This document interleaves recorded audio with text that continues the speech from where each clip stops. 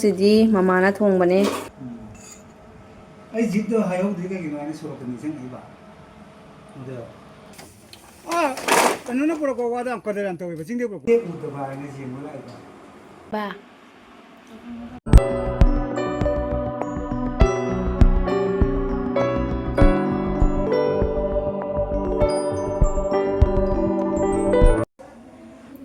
Hello everyone, ahamatada myam puna upai kong na khumjari myam ngasi di daily vlog oina tawjarage ado ngasi se khoi khaton la e ba ko ado ma lak panina ngasi se adum chakchara ama chamina na bagi haina ko papa do hojik school dagi khaton lak pado doiduga nga lawre ba ko ado mama na hojik nga thung dagi tawri ado icha nupa ga aduga mando chani ga solomda aigi room da lay ba ko ado moi sanari ado myam ngasi se adum daily vlog oirani ado yengalage myam ko adum changase chana di chare chana di chukiteng chare jare jam chare di na adu ma oi ma wa cha jam ni ma Macani lao mai manakta la la la la la la la la la la la la la la o mai manakta la o la o la la la la mai manakta la la la la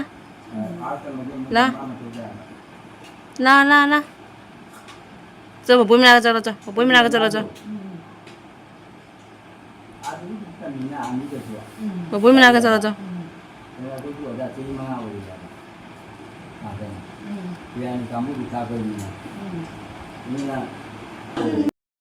Mayam akwai Khatona phong phong saba julubi hauram na ko lai bi re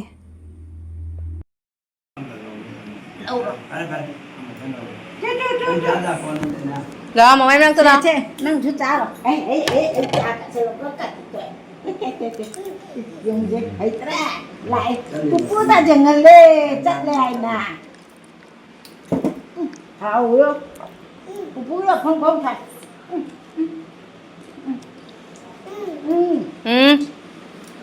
Đâu nó?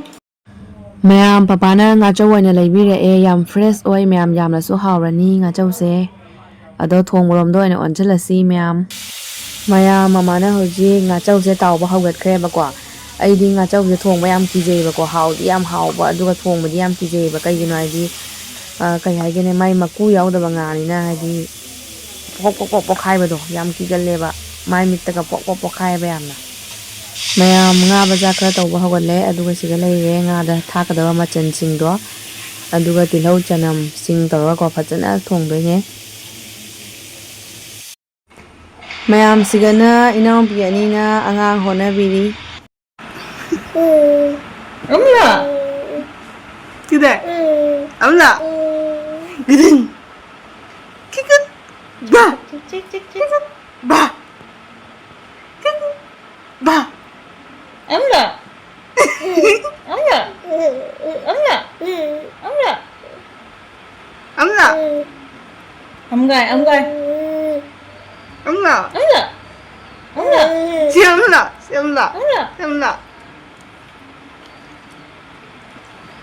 Cái cái này Amla Cái piro gai Nè Ada apa?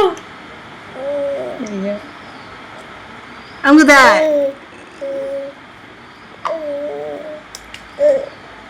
Gede. Allah. Allah.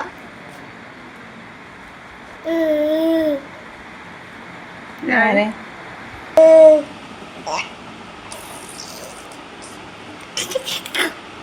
Gede.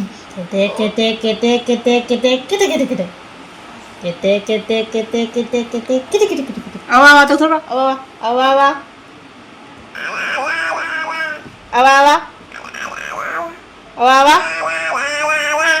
ah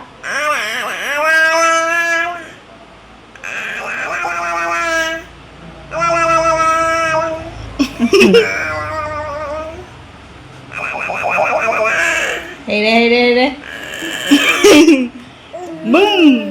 Ngồi, tao làm sao đi ngồi tao. Ngao re Dai lao lao.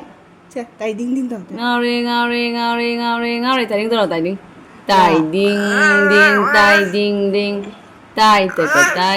tai ding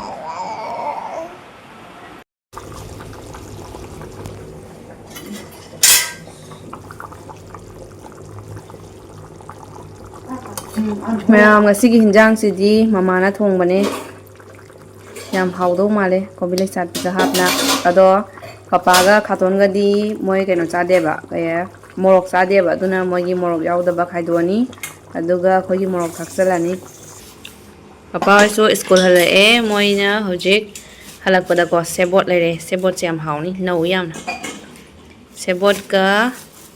kobi am su yawre momo to bayan aduga inaw pina siga sala tawna bagi thabi maku khoi siga sala taw tharake ja nancha chaw bina mam pizza ba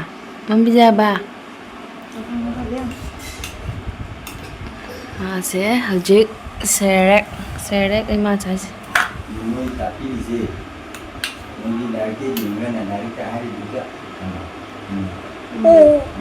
Haubra siga leijare myam agi hinjang aduga sigana mosoriga jendem ga ma irole amana siga salad ama tawre nungalagi bukuton lapasi nungai nangai lapra bangasi laido angang kuire udaba ngasi mulai ka hau ke sum baraki masauga lagi tiron baga lagi salad amaga bora aurandre ado ju bak sana ko chasalani danasi hau ke ko mayam sigadi anuwagi lupang abi phange bako anu hawda anuwagi lupang abi hainei ne bako ado siga khoi khaton gi khara baza tawre mayam hojik se khoi gi phop sing se siga khari ba phop mayam se ahan oi shile bako adujana papa na wa khara la hobane pangan dagi yengminar se ko khujam se ngo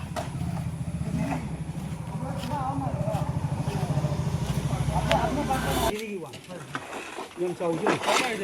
nó ngồi kia khơi viên cá khơi phần chân đây Wah, kita hunjan bi ana. nó xin chỉ đừng cho ra cùng cùng sang lên rồi ra là gì đi cái gì đấy có quan gì mà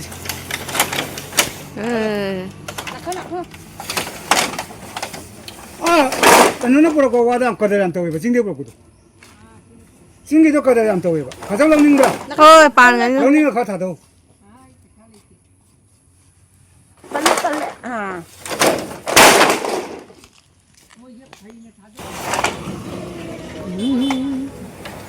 liềm mình khởi lên ra xem chúng con khá tôi chỉ đi ăn lâu bụng ta dầm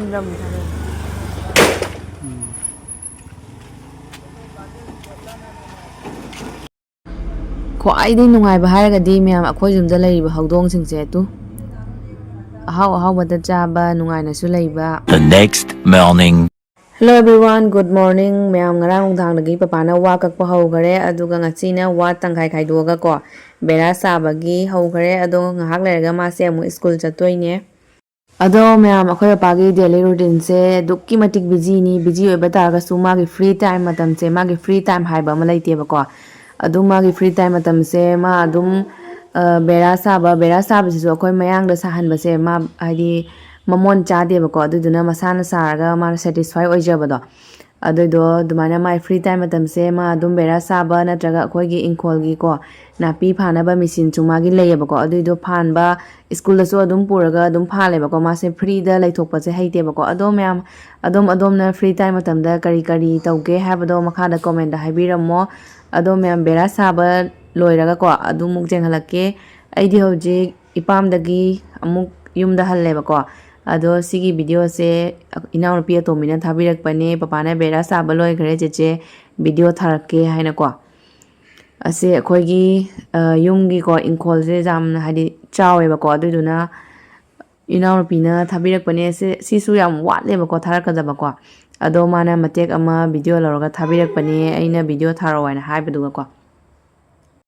ꯑꯗꯣ ꯃꯌꯥꯝ ꯅꯣꯡꯃ ꯃꯇꯥꯡ ꯆꯥꯕ ꯑꯝꯗ ꯑꯩꯈꯣꯏꯒꯤ ꯏꯪꯈꯣꯜꯒꯤ ꯍꯧꯖꯤꯛ ꯏꯪꯊꯝꯊꯥꯒꯤ ꯄꯣꯠ ꯆꯩ ꯀꯔꯤ ꯀꯔꯥ ꯑꯃ ꯊꯥꯕ ꯑꯃꯁꯨ ꯍꯧꯒꯠꯂꯦꯕꯀꯣ ꯍꯧꯖꯤꯛ ꯍꯪꯒꯥꯝ ꯊꯥꯕ ꯍꯧꯔꯛꯑꯦ ꯑꯗꯨꯒ ꯀꯣꯂꯤꯋꯥꯏ ꯐꯗꯤꯒꯣꯝ ꯃꯌꯥꯝ ꯑꯃꯁꯨ ꯊꯥꯔꯦ ꯑꯗꯨꯁꯨ ꯃꯌꯥꯝꯗ ꯌꯦꯡꯍꯜꯂꯛꯀꯦ ꯅꯣꯡꯃ ꯃꯇꯥꯡ ꯆꯥꯕ ꯑꯝꯗ ꯑꯗꯣ ꯃꯌꯥꯝ ꯑꯩꯒꯤ ꯕ꯭ꯂꯣꯛꯁꯦ ꯁ꯭ꯋꯥꯏꯁꯤꯒ ꯂꯣꯏꯁꯤꯜꯂꯒꯦ ꯊꯣꯏꯗꯣꯛꯄ ꯀꯩꯁꯨꯝ ꯌꯦꯡꯍꯟꯅꯤꯡꯉꯥꯏ ꯂꯩꯇ꯭ꯔꯦ ꯃꯌꯥꯝꯗꯀꯣ ꯑꯗꯣ ꯕꯦꯔꯥꯁꯦ ꯁꯨꯃꯥꯏꯅ ꯋꯥꯜ ꯃꯇꯦꯛ ꯑꯃ ꯈꯥꯔꯒ ꯑꯗꯨꯒ ꯑꯗꯨꯝ ꯈꯔ ꯆꯠꯂꯒ ꯑꯃꯨꯛ ꯕꯦꯔꯥ ꯁꯥꯗꯣꯏꯅꯦꯕꯀꯣ ꯑꯗꯣ ꯏꯅꯥꯎꯅꯨꯄꯤꯅ ꯁꯤ ꯈꯛ ꯊꯥꯕꯤꯔꯛꯑꯦ ꯑꯗꯣ ꯃꯌꯥꯝ ꯑꯩꯒꯤ ꯕ꯭ꯂꯣꯛꯁꯦ ꯁ꯭ꯋꯥꯏꯁꯤꯒ ꯂꯣꯏꯁꯤꯜꯂꯒꯦ ꯃꯌꯥꯝ ꯉꯁꯤꯒꯤꯗꯤ ꯀꯥꯏꯅꯔꯁꯦ ꯃꯌꯥꯝ ꯅꯨꯡꯉꯥꯏ ꯅꯨꯡꯉꯥꯏꯕ ꯚꯤꯗꯤꯑꯣ ꯄꯨꯗꯨꯅ ꯂꯥꯛꯄ ꯉꯝꯕ ꯑꯣꯏꯖꯒꯦ ꯃꯌꯥꯝ ꯉꯁꯤꯒꯤꯗꯤ ꯀꯥꯏꯅꯔꯁꯦ ꯕꯥꯏ ꯕꯥꯏ